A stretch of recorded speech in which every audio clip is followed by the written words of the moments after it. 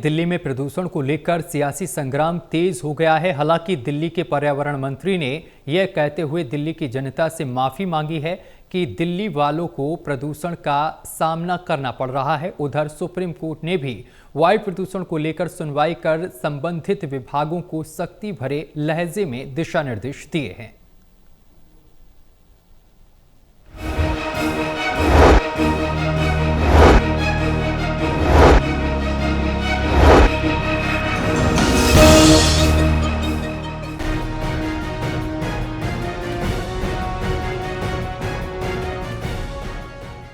दिल्ली में प्रदूषण को लेकर सियासी संग्राम तेज हो गया है।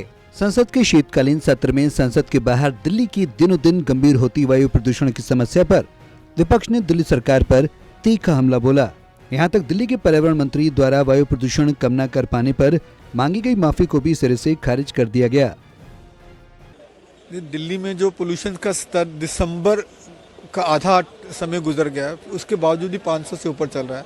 आज 17 दिसंबर को भी, और दिल्ली के पर्यावरण मंत्री सिरसा साहब ने खुद बोला कि मैं माफ़ी चाहता हूँ। अरे आपने पहले काम क्यों नहीं किया? आप इतने सालों से आम आदमी पार्टी की सरकार को कोस रहे हैं कि आम आदमी पार्टी की सरकार पोल्यूशन पे ये नहीं कर रही। हमने तो फिर भी कंट्रोल में रखा, आप तो कुछ भी नहीं कर पाए।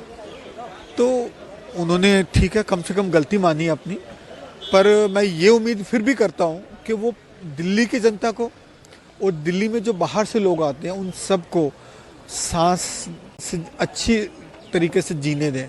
दिल्ली की जनता पर, बाकी लोगों पर तरस खाएं और कंक्रीट स्टेप्स लें और समस्या को जड़ से हल करने का यत्न करें, ना कि सिर्फ पत्तों को पानी देने का काम करें। दिल्ली एनसीआर में लगातार बढ़ते वायु प्रदूषण को लेकर सुप्रीम कोर्ट ने सख्त मौखिक टिप्पणी की है। शीर्ष अदालत ने कहा कि अब तक प्रदूषण रोकने के लिए जो भी कदम उठाए गए हैं वो पूरी तरह नाकाम साबित हुए हैं। कहने का मतलब साफ है कि एक तरफ सुप्रीम कोर्ट सरकार को दिन ब दिन वायु प्रदूषण से निपटने के लिए दिशा निर्देश और सख्त आदेश दे रही है, वहीं दूसरी ओर सियासी पार्टियां हैं जो वायु प्रदूषण कम करने की जगह एक दूसरे पर अपनी जिम्मेदारी लाद कर अपने कर्तव्यों की तशरीह करने में जुटी हैं। लेकिन दिल्ली की जनता नहीं समझ पा रही है कि वायु प्रदूषण की समस्या से निपटने के लिए किसका दरवाजा खटखटाया जाए। Delhi news bureau, total TV.